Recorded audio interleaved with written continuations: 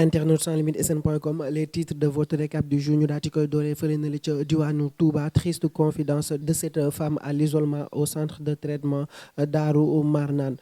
Coronavirus, les détails sur les 13 nouveaux cas enregistrés ce mercredi. Ba tey rek ci coronavirus bi grâce un geste si grand Covid-19, le message fort du khalife général des Mourides au Modou Modou. Première victime du couvre-feu dévoilé, les Sénégalais commentent les décisions de l'État.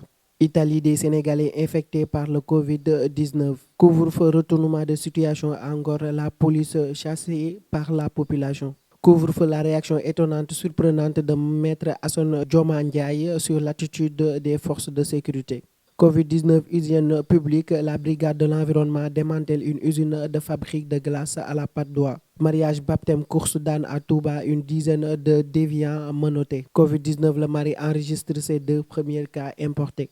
Internet sans limite sn.com ñu daal di dikk ak yéen ci yaatal récap du jour bi ñu daal di koy dooree fële na la ca diwaanu Touba. Ab confidence boo xamante ni benn soxnaas Modou Modou moom moo ko daal ci xamle daal di koy def ma nga fële na le ñu daal ci isolé ca diwaanu Daaru Marnaan fële subiré li nga xamante ni moom moo di isolement am ak traitement yi ñuy def ci moom, waaye moom lenn rek moo ko jaaxal depuis que bañ ne ko dañ la testé nga positif ci li nga xamante ni moom moo di coronavirus bi.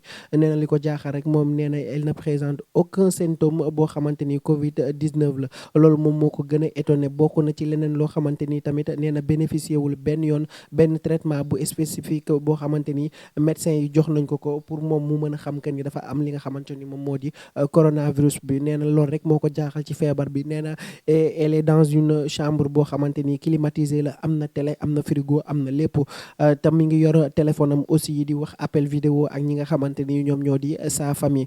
Donc c'est à travers les réseaux sociaux qu'elle a les nouvelles de sa famille. nee na xiiful marul, moo ngi lekk heure bu xiifee, moo ngi naan heure bu tamit maree, ñu ngi koy toppatoo comme ni mu waree. waaye nee na moom blouse blanche yi nga xamante ni ñoom ñoo fa nekk rek nee na convaincre wuñ ko benn yoon pour moom mu xam li nga xamante ni moom moo di virus boobu moo ngi ci organisme. ci coronavirus bi la ñuy daal di des ak yéen mu nekk ab détail boo xamante ni dañ ko indi tey ci àllarba di wane rek le Sénégal enregistré waat na yeneen nouveau cas bi nga xamante ni démb coronavirus bi joxe woon nañ ko ni amoon na ak yokkute. Après 12 cas vendredi dernier et samedi et 7 hier mardi, le pays a enregistré 13 cas ce mercredi. 13 cas yooyu nag, parmi ces 13 cas, 8 sont de contacts suivis qui ont été testés positifs, ainsi que 5 cas importés. Cependant, comme hier, il n'y a aucun cas de transmission communautaire ce mercredi. mu mel ni rek cas communautaire yi nga xam ne da doon tiital askan wi daati nay wàññeeku, ndax tey ci communiqué bi dafa mel ni amuñu benn cas boo xamante ni c'est communautaire.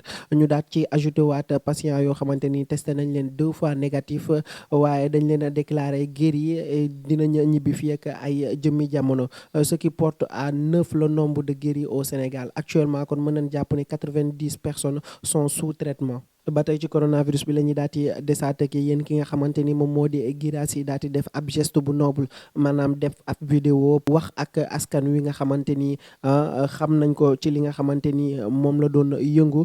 ñu xamoon ko ci gouvernement ki nga xamante ni moom moo di Abdoulaye Wade, mu nekkoon fa ministre de la communication. moom nag bi ko feebar bi daal di dalee dafa génn ci ab vidéo rek posté ko ci page Facebook am di sensibiliser ñi nga xamante ni ñoom ñi di sénégalais yi. mu mel ni rek sénégalais yi dañ ko delluwaat njukkal boobu. ñenn ci ñoo xamante nii rek ay étudiants lañ, ñenn ci ñoo xamante ni ñoom bokkoon nañ ak moom li nga xamante ni ab liggéey la, daati koy di remercier bu baax a baax ci geste bu noble boobu nga xamante ni moom la def, parce que dafa jël ay responsabilités taxaw jàkkaarloo ak askan wi wax carrément que ni feebar bi moo ngi ci moom. te tey su ko neexoon mu dal ko mu toog këram wàllu ko ku ko neex, wala su ko neexoon tamit mu daati koy dal mu génn réew mi daati dem feneen, wala mu daati jéem a daw. mais defu loolu, dafa def geste bu noble taxaw waxtaan ak askan wi daati leen di sensibiliser ñu respecter li nga xamante ni moom moo di consigne sanitaire yi ak li nga xamante ni moom la fi Macky Sall daati teg rek pour ñu mën a mucc ci propagation feebar boobu noonu.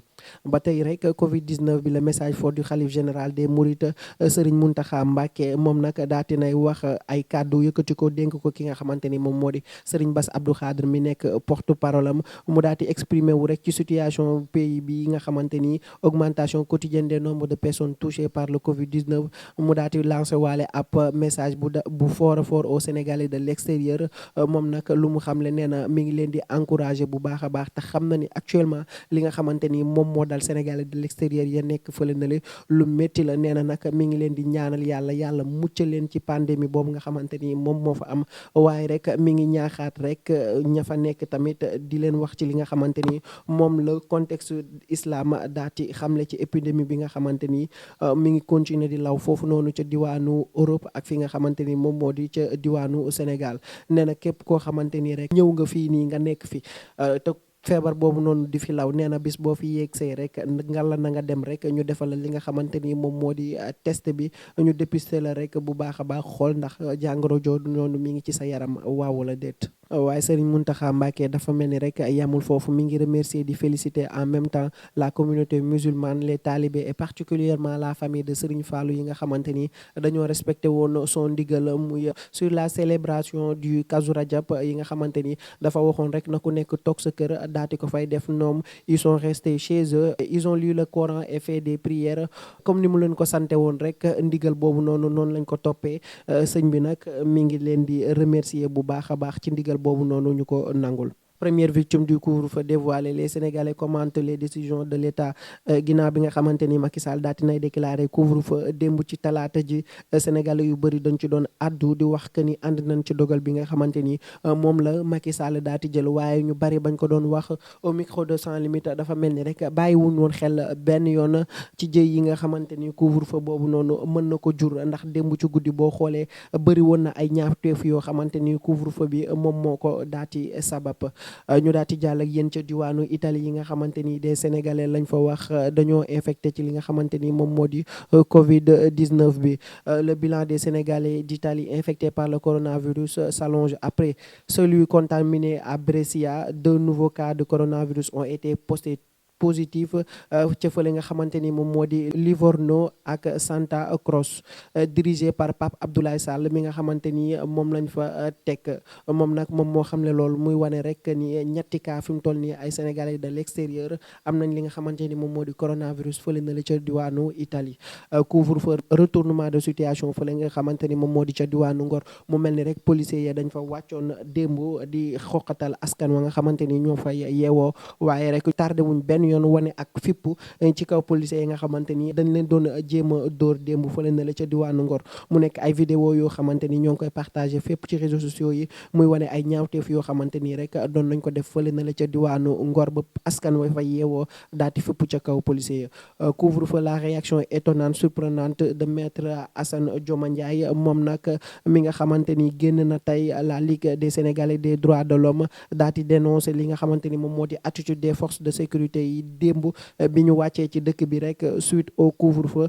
moom nag daati nay wax ay dérives qu'il faut arrêter rapidement li nga xamante ni moom lañ nekk di def démb askan wi. maître Dioma Ndiaye nag loolu la daal ci xamle démb maanaam nekk ay scènes yoo xamante ni ñu ngi koy partagé ci réseaux sociaux yi di wane askan woo xamante ni dañ leen di jàpp di leen dóor ba seen yaram yi di xolleeku ñi ñibbi seen kër dox sax mënuñu ko def. am na ñoo xam ne dañ leen di fekk ba ci biir oto yi di leen dóoree naka sudul noonu. moom loolu la xëy tey rek daal di koy dénoncé di wax bu fekkee ndigal la boo xamante ni dañ leen koo jox nañ ko daal di teggiwaat léegi ndax nee na lii àndut ak askanu Sénégal. ba tey ci Covid 19 bi la ñuy daal di des ak yéen mu mel ni rek hygiène publique bi bàyyi wuñ ko benn yoon. la brigade de l'environnement dafa daal di démanteler ab usine boo xamante ni day fabriquer ay glace maanaam Rico yi nga xamante ni dañ koy wër di jaay benn fukki dërëm. fële nag ca Padois la ñu daal di démanteler usine boobu waaye daal di nañ koy tëj ba pare daal di amende propriétaires yi nga xamante ni ñoom ñoo ko moom ubbi woon foofu noonu ak plusieurs chariots yoo xamante ni ñoo doon wër ci koñ yi di jaay li nga xamante ni moom moo di Rico boobu noonu. lépp rek mu mel ni c'est la lutte contre la saleté en période de forte infection à Covid 19. la brigade de la gendarmerie de l'environnement veille au gain pour que ñu arrêté li nga xamante ni mën naa yokk propagation feebar boobu noonu di coronavirus. mariage, baptême, course d'âne à Touba. mu mel ni rek tere yi nga xamante ni dañ ko doon tere fële na la ca diwaanu Touba muy plus de rassemblement ni de manifestation sur l'étendue du territoire national jusqu'à nouvel ordre. am na ñoo xamante nii rek respecté wuñ ko ñi nga xamante ni dañuy yeewoo fële ne la ca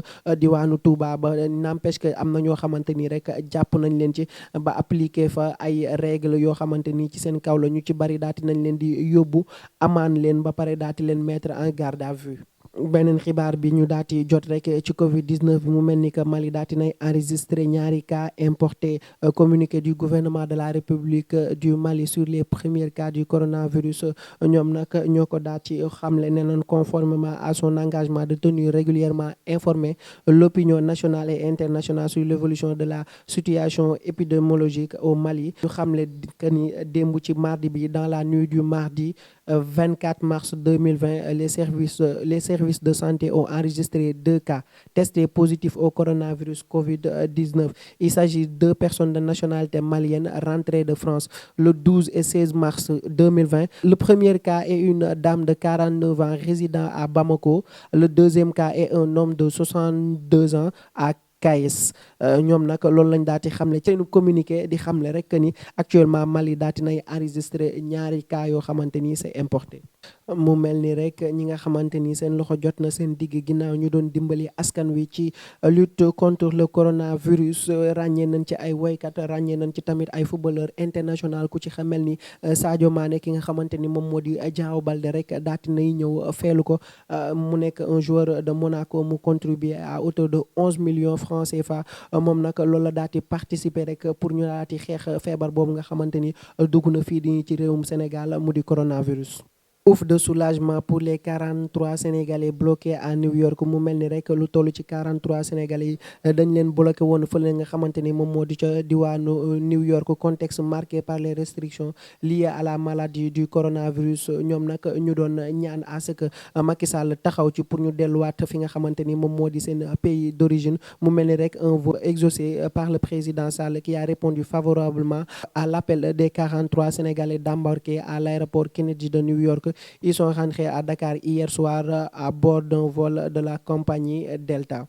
Internautes sans limite sn.com li leen indiloon tey seen récap du jour di leen joxaat dig daje suba ak yeneen information merci et restez sur Sans Limites TV.